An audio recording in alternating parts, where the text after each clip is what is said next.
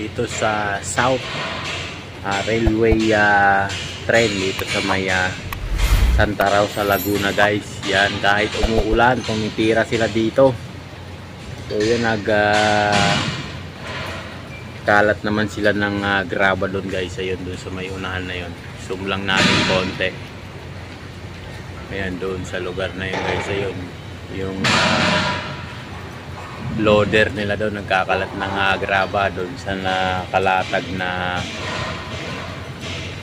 ano, parang blue sack yan guys. Binaligtad lang nila. Ayan, medyo malayo na. Ayan, zoom lang natin konti.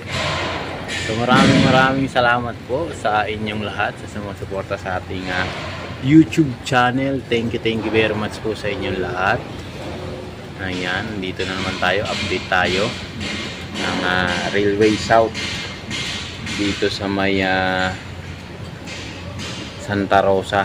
So ayan guys, makita nyo, no, nag-assemble sila ng heavy equipment na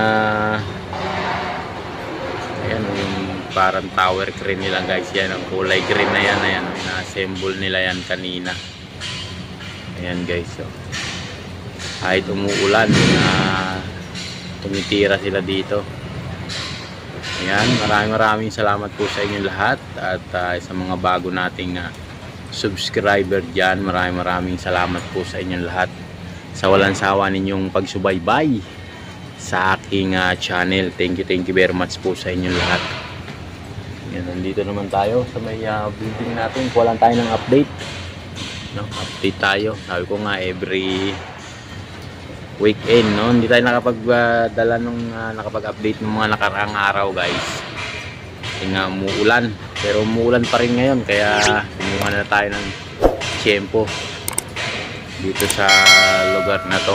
Doon sa bandang dulo, doon merong container van na naka-ambay doon. Siguro inaabot na ng ulan yan guys. Ayan, no, nag-unloading din sila doon sa lugar na yon. Yung kulay pula na container van na yon. So yun, may activity pa rin sila doon. Yan, gumagalaw yung mga heavy bako nila doon sa lugar na yun guys. So maraming salamat po sa inyong lahat, no, sa walang sawa ninyong pagsubaybay sa aking channel. At maraming salamat po sa inyong lahat. Mananatili tayong nakatambay at nakasubaybay sa mga ganitong proyekto ng ating gobyerno dito sa Pilipinas, no? Abot ng ating makakaya na puntahan, i-update ko po kayo. Kaya ako po yung nagpapasalamat sa inyo. Sana po ay paki-like at share na rin, paki-pindot na rin po ang notification bell para lagi kayong updated sa ating mga bagong upload na video sa ating channel.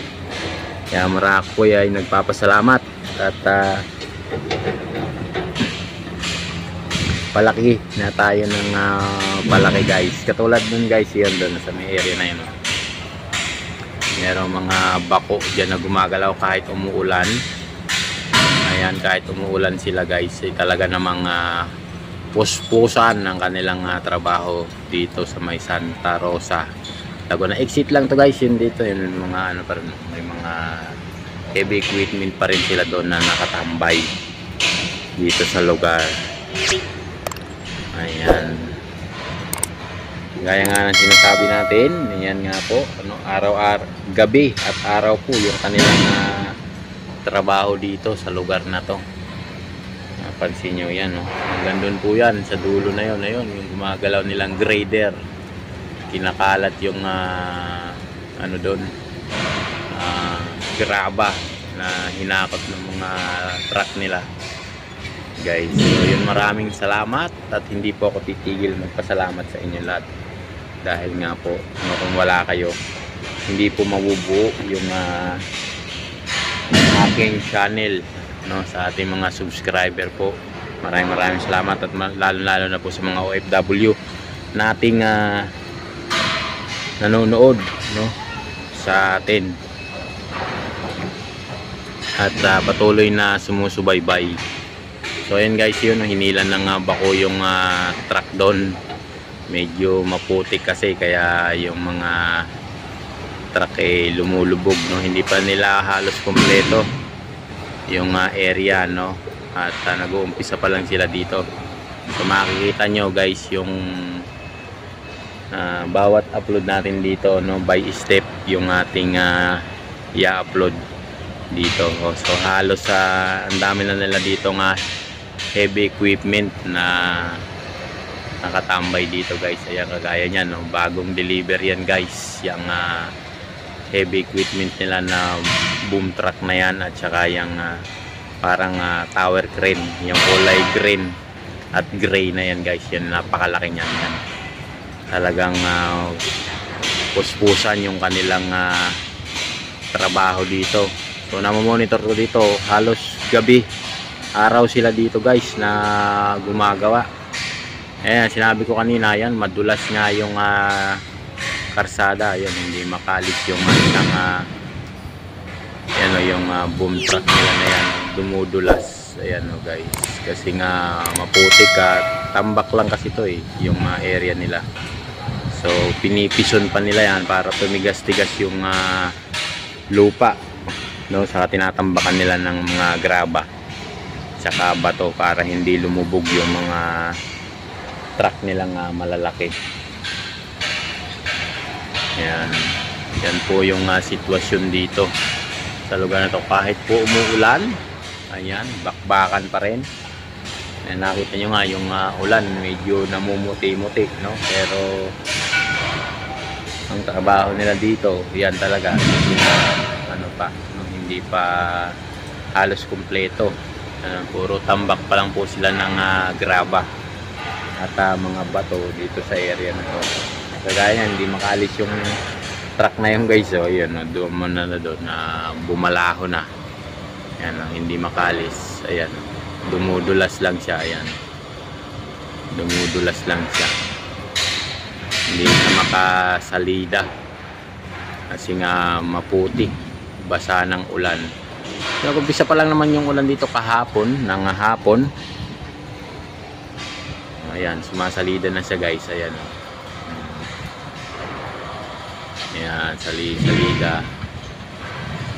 Ayan, ayun, nakaalis din kasi dyan, banda dyan matigas na guys dyan sa lugar na yan, kaya nakaalis na siya. So yan pa man, at ako'y lubos na nagpapasalamat sa inyo kahit malakas ang ulan. Ayan guys, so lakas ng ulan.